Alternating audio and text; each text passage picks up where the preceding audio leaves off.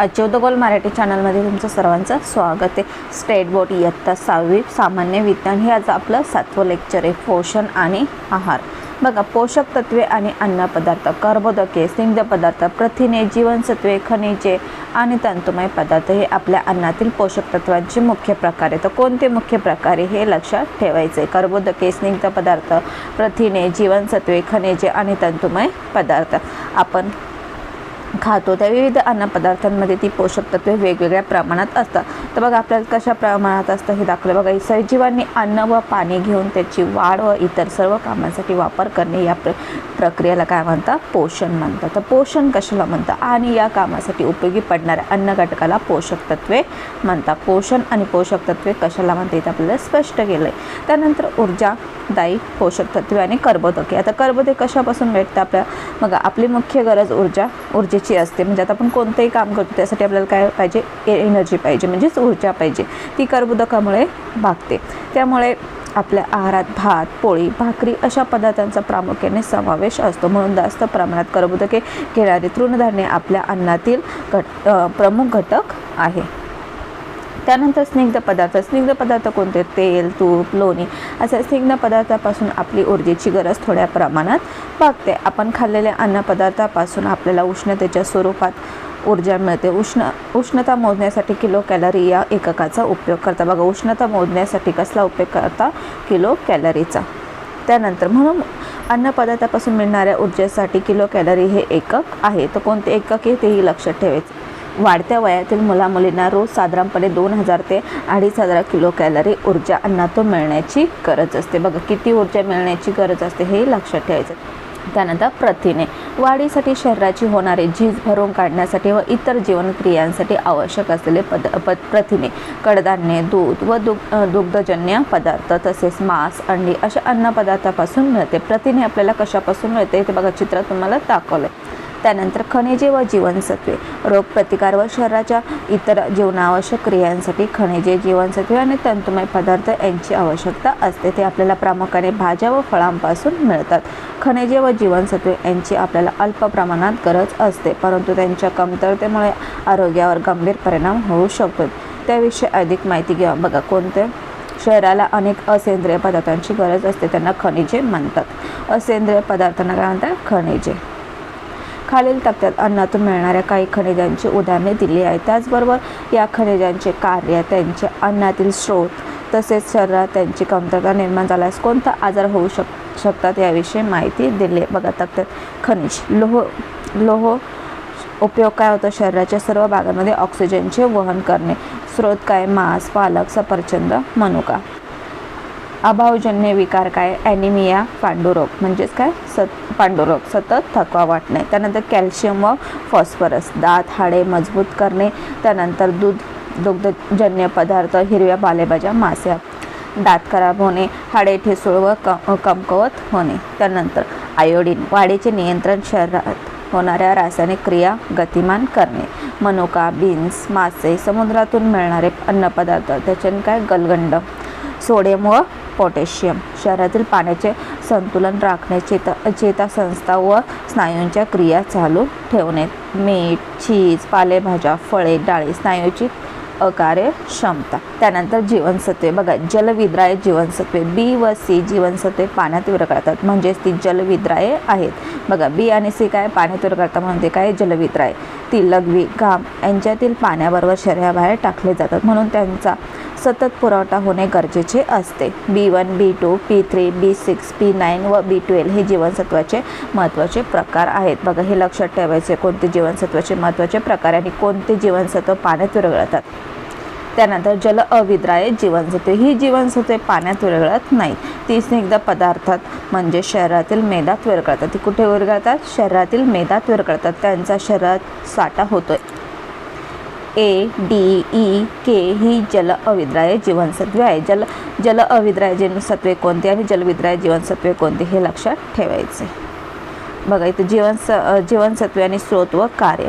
A, डोळ्यांचे रक्षण, त्वचा, दात, हाडे निरोगी राखणे। स्रोत काय? गाजर, दूध, लोणी, गडद हिरव्या भाज्या, रताळे, गडद पिवळी फळे आणि भाज्या। अभावजन्य विकार. बघा यावर तुम्हाला क्वेश्चन विचारला जातो. ए जीवनसत्वाच्या अभावे होणारा विकार कोणता? रातांधळेपणा, कमी उजेडात पाहू न शकणे, अंधत्व, झिरोडर्मा म्हणजे त्वचा कोरडी पडणे. हे लक्षात ठेवायचे. B1 चेतातंतूचे व हृदयाचे कार्य नीट होण्यास मदत. दूध, मासे, मांस, तृणधान्ये, कवच, फळे, डाळी. बेरी चेतातंतूचा आजार, स्नायूचा अशक्तपणा, कार्यक्षमता. हे लक्षात ठेवायचे. बघा त्यामध्ये तुम्हाला स्रोतही लक्षात ठेवायचे, त्यांचे कार्यही लक्षात ठेवायचे आणि अभावजन्य विकारही लक्षात ठेवायचे, महत्त्वाचं आहे. त्यानंतर B9 शरीराची वाढ होते. गडद हिरव्या भाज्या, पपई, किवी.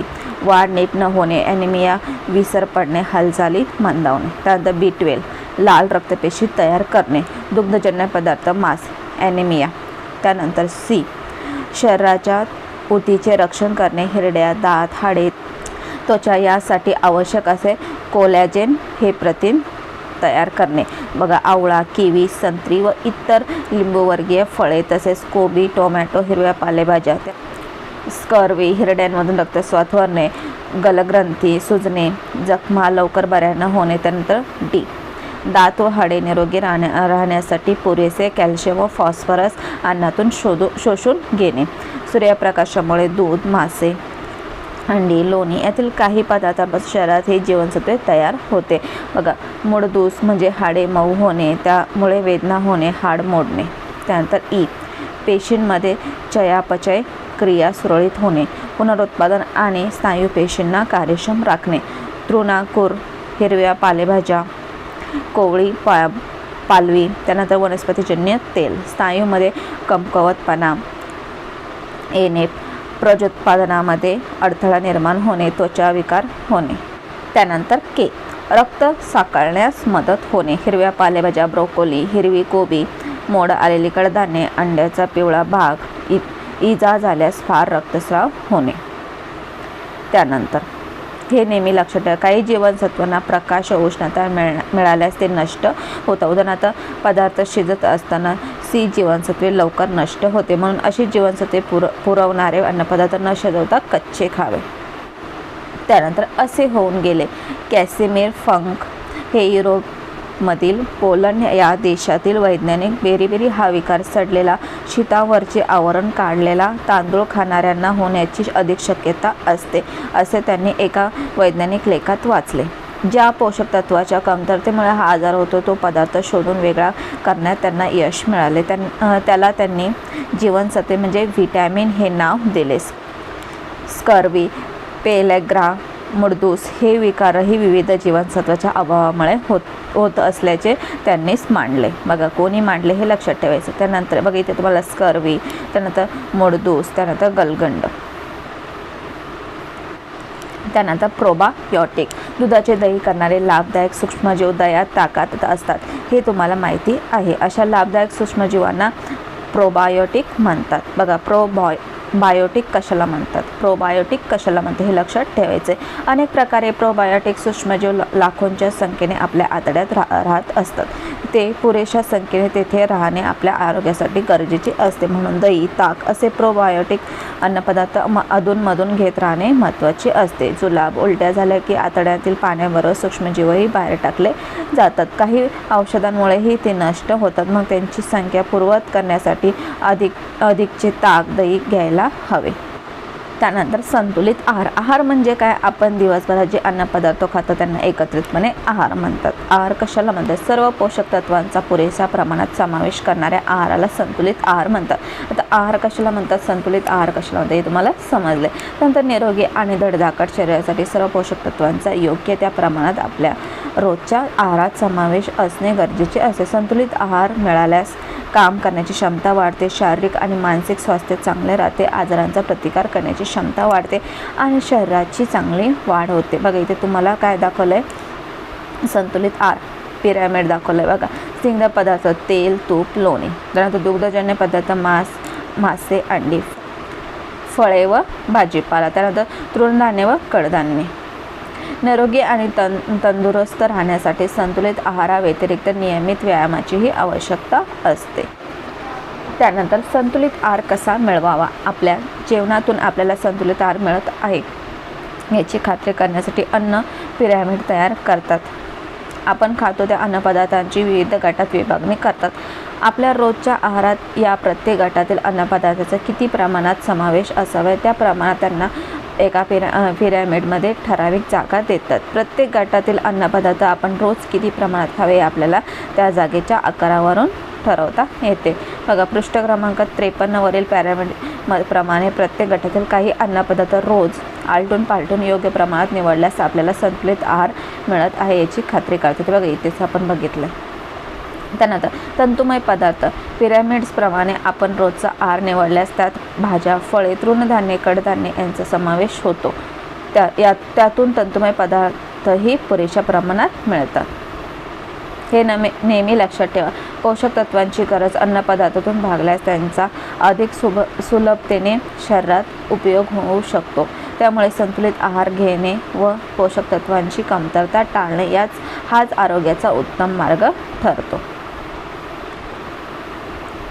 त्यानंतर पाणी. वरील सर्व पोषक तत्वांबरोबर शरीराला पाण्याचीही सतत गरज भासते. त्यासाठी दूध, ताक, लिंबाचा रस, सरबत, फळांचे रस आणि भरपूर पाणी प्यावे. कुपोषण. शरीरासाठी आवश्यक असणारी सर्व पोषक तत्वे योग्य त्या प्रमाणात आहारातून न मिळणे याला काय म्हणतात? कुपोषण म्हणतात. कुपोषण कशाला म्हणतात हे लक्षात ठेवायचं. पुरेसे अन्न न मिळाल्याने किंवा आहार असंतुलित असल्यामुळे कुपोषण होते. गरजेपेक्षा जास्त आहार घेतल्याने अतिपोषण होते. बघा इथे तुम्हाला कुपोषण आणि गरजेपेक्षा जास्त घेतल्या अतिपोषण दाखवलं आहे. त्यानंतर junk food. Chocolate, noodles, burger, pizza, chips, तयार शीतपेये, आकर्षक वेस्टर्नातील पॅकेज अन्नपदार्थ तसेच बाजारातील तळलेले अन्नपदार्थ जसे वडा, भजी इत्यादी खूप चविष्ट लागतात. म्हणून असे पदार्थ आपल्याला आवडतात. परंतु या पदार्थात मैदा, तेल, साखर जास्त प्रमाणात असतात. गव्हापासून मैदा किंवा ऊसापासून साखर बनवताना गव्हामध्ये व ऊसामध्ये असलेले अनेक पोषक तत्वे निघून जातात. बघा हे लक्षात ठेवायचं. त्यामुळे त्यांच्यापासून आपल्याला केवळ ऊर्जा मिळते आणि आपली भूक भागते. फक्त ऊर्जा आणि भूक भागते, त्यापासून आपल्याला काहीच भेटत नाही. साहजिकच जंक फूड जास्त खाल्ल्याने इतर अन्न गटातील पदार्थ कमी मिळतात. असे वरचेवर झाल्यास आपल्या शरीराला लवकरच प्रथिने, जीवनसत्वे, खनिजे या पोषक तत्वाची कमतरता भासू लागते. त्याचा परिणाम कुपोषणात होतो. हे पदार्थ सतत जास्त प्रमाणात खाल्ल्याने व्यक्तीला लठ्ठपणा येतो. त्याच्याही तब्येतीवर विपरीत परिणाम होऊ शकतो. अशा पदार्थातून आवश्यक ती सर्व पोषक तत्वे मिळत नसल्याने त्यांना जंक फूड म्हटले जाते. मग लठ्ठपणा कसा टाळा? संतुलित आहार घ्यावा. धान्य, भाज्या, फळे साली सकट खावीत. सायकलचा अधिक वापर करावा. मैदानी खेळ जास्त खेळावे. भूक नसताना खाऊ नये. जेवताना टीव्ही पाहू नये. छोट्या अंतरासाठी मोटारगाड्या वापरू नये. पॅकेटबंद तयार अन्नपदार्थ खाण्याचे टाळावे. त्यानंतर अन्नपदार्थातील भेसळ. अन्नपदार्थ विकताना अधिक फायदा करून घेण्यासाठी त्यात एखादा स्वस्त, अतिरिक्त व कमी दर्जाचा पदार्थ मिसळला जातो. त्याला अन्नाची भेसळ म्हणतात. अन्नात भेसळ करण्यासाठी वापरलेले पदार्थ विषारी किंवा आरोग्याला घातकही असू शकतात. असे भेसळयुक्त अन्नपदार्थ अशुद्ध व हानिकारक असल्यामुळे ते खाण्यास अयोग्य असतात. भेसळीचे पदार्थ. भेसळ करण्यासाठी वापरण्यात येणारे पदार्थ अन्नपदार्थामध्ये बेमालूपणे मिसळून जातील असे असतं, म्हणजे आपल्याला समजू पण येत नाही. बघा अन्नपदार्थ आणि भेसळीचे पदार्थ. दूध, पाणी, युरिया आणि स्टार्च. दुधामध्ये काय काय मिसळू त्या पाणी, युरिया, स्टार्च मिसळू शकतो, म्हणजे ते आपल्याला समजू पण येणार नाही. त्यानंतर लाल तिखट, विटेची पूड, लाल भोपळ्याची भुकटी. त्यानंतर काळी मिरी, पपईच्या बिया, आईस्क्रीम, धुण्याचा सोडा, कागदाचा लगदा. त्यानंतर तांदूळ, बारीक पांढरे खडे, शेंगदाणे, लालसर गारगोट्या खडे. अन्नाची भेसळ करणे हा कायद्याने गुन्हा आहे. भेसळयुक्त अन्न खाऊ नये. तर याच प्रकारे आजचं आपलं लेक्चर इथे संपलं. जर तुम्ही अजूनही चॅनलला नवीन असेल तर चॅनलला सबस्क्राईब करा, लाईक करा आणि जास्तीत जास्त शेअर करा. थँक्यू.